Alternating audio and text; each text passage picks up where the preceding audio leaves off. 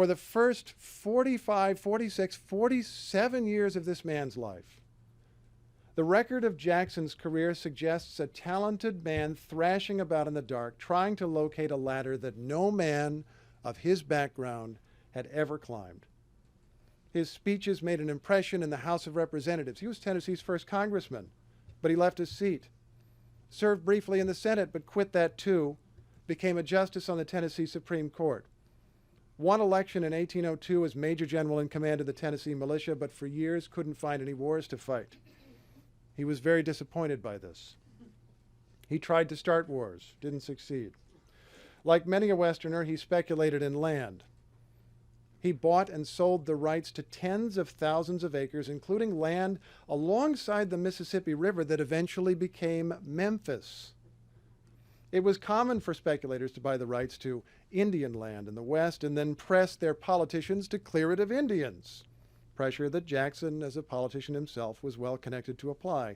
But he made the mistake of dealing with men more dreamy-eyed than he was, and when one of his land sales unraveled, Jackson struggled to avoid bankruptcy and the risk of debtor's prison. All of that was before the War of 1812, when his military and diplomatic triumphs opened new horizons for a man with a real estate background and business connections. During the war, he was a general in command of an army. When it was over, he applied his relentless energy to the conquest of acreage. And that is the heart of the story of Jacksonland. It's about the land. It begins in the War of 1812, continues for more than 20 years after.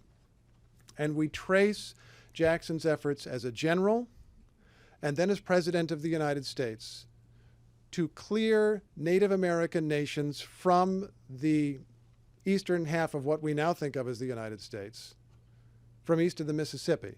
Primarily 5 powerful nations in the South, one of whom was the Cherokee Nation, centered on North Georgia and several surrounding states. Now, when you buy this book, and I know you're all going to buy this book, right?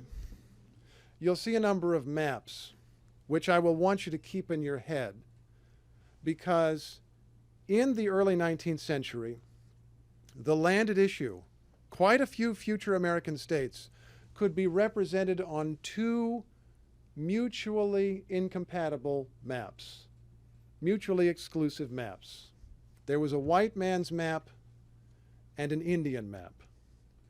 The white man's map somewhat resembled the map of the United States. Today you had all these states and territories, many of them distinguished by straight lines drawn right across the map. And then you had a map of Indian nations, much of the same land, usually delineated by squiggly lines representing the tops of ridges or rivers or other natural landmarks. It was the same land twice, and the federal government in Washington for many decades recognized both maps. It had its reasons to embrace ambiguity. The legal reality was the Indian map. There was a United States, there was land that was recognized that belonged to the United States along the coast, and there were Indian nations which had been independent nations since before the arrival of European settlers. The ambition was the white man's map, the map of the United States. And the heart of this story is how that conflict, over the course of more than 20 years, was resolved. And the, in my mind, titanic struggle between 2 heroic but flawed human beings who were at the center of it all again and again and again.